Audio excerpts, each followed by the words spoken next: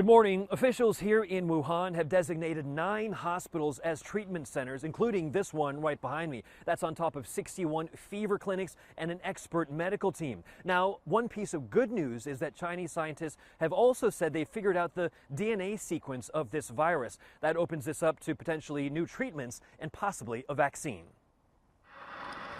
As hundreds of millions of Chinese residents migrate across the country to ring in the Lunar New Year, confirmation the virus can be spread between humans raises the possibility it can be transmitted more quickly and more broadly.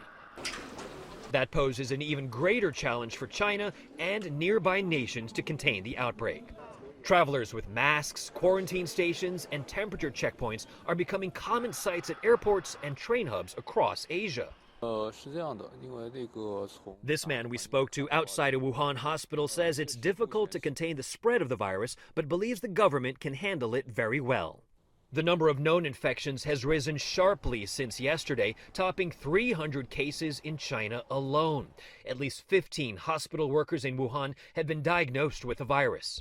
If in fact a person has infected a healthcare worker, that's obviously of some concern. Dr. Anthony Fauci from the National Institutes of Health says the human-to-human transmissions could be isolated incidents, but when you get sustained transmissibility from one person to another, to another, to another, then you have a more serious problem, because then that would allow for a much broader type of an outbreak.